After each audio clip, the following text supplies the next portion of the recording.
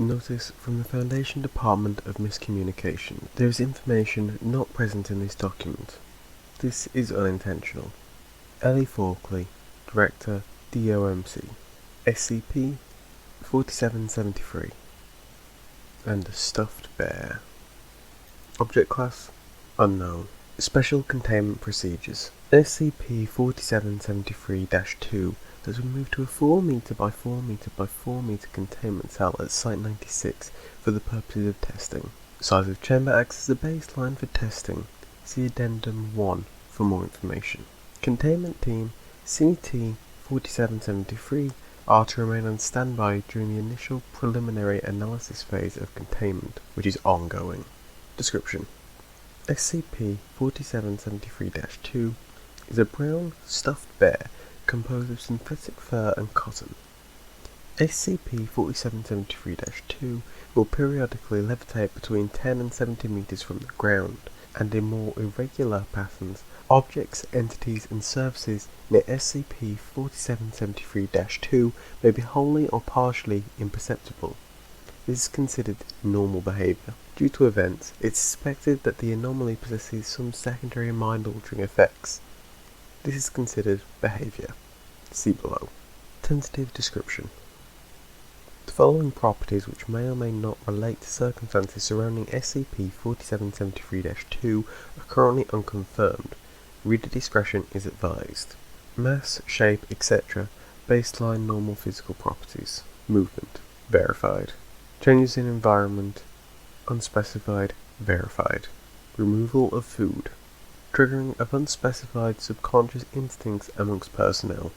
Improper disposal of food, which was fully edible at the time, by personnel. Fate unknown.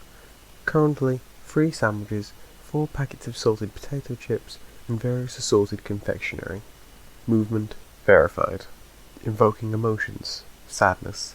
Pity. It's difficult? Verified. The existence of implications. Unclear. Addendum 1. Testing Log. On April 10, 1996, a proposal for testing involving SCP 4773-2, intended to collect data on its anomalous visual effects, was approved by Site 96 staff and conducted a week later. During this time, SCP 4773-2's containment cell was designated off-limits, and personnel were advised to create an acceptable baseline by keeping interaction with related anomalies to a minimum. Also of note, SCP 4773-2's visual properties did not correspond to its location. For the test, the east-facing wall of SCP 4773-2's containment cell was lined with a number of square tiles, 25 cm in length, and observed via closed-circuit surveillance systems. Every hour, a researcher made note of which tiles they were unable to view, either partly or fully. SCP 4773-2's location can be ascertained from the placement of the red tile. 5 hours into testing, procedures were halted, as no conclusive evidence was able to be drawn. The data sets can now be found below. Timestamp 0 hours. SCP 4773-2 floats half a meter above the ground. No conclusive evidence is gained. Timestamp 1 hour. SCP 4773-2 floats a quarter of a meter above the ground. No conclusive evidence is gained. Timestamp 2 hours. SCP 4773-2 is motionless on the ground. No conclusive evidence is gained. Timestamp 3 hours.